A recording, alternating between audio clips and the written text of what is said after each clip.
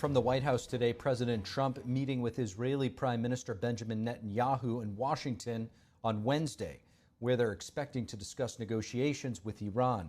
NTD's Washington correspondent Mari Otsu has more.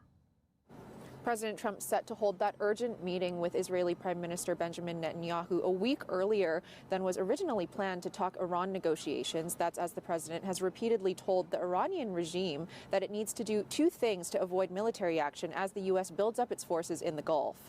I told him two things. Number one, no nuclear.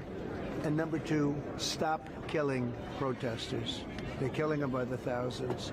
The announcement about Netanyahu's visit comes just a day after President Trump's top envoys Steve Witkoff and Jared Kushner held negotiations in Oman with Iran's foreign minister over a potential nuclear deal. Iran looks like they want to make a deal very badly, as they should. Last time they decided maybe not to do it, but I think they probably feel differently. It'll be different than last time. And we have a big armada, we have a big fleet heading in that direction. We'll be there pretty soon. Following those talks, Witkoff and Kushner visited the USS Lincoln, thanking the sailors and Marines aboard, as well as the pilot who downed an Iranian drone approaching the carrier last week. The warship and the ships in her strike group are deployed off Iran's shore in the Arabian Sea and would be the spearhead of any U.S. military action against Tehran.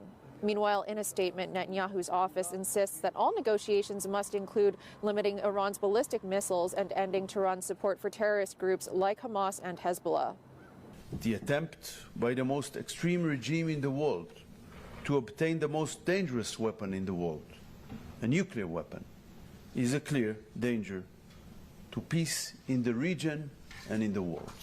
This comes as the Iranian regime leader urges Iranians to unify and participate in the coming anniversary of the Islamic Revolution. That's the 1979 uprising that ousted the pro-Western Shah, installing a dictatorship that enforces Sharia law. As long as the enemy is not made to despair, a nation remains exposed to harm and harassment. The enemy must be made to despair. The Trump administration's repeatedly warned about what it calls the growing global threat of Islamist ideology in the West. Now they want to go to Sharia law, but you're in a different country. You can't do that. When we talk about the threat of Islamism, this political ideology, there is no such thing as individual freedom or liberty. The White House says that while negotiations take place, it reminds the Iranian regime that President Trump has many options on the table aside from diplomacy. Reporting from the White House, Mari Otsu, NTD News.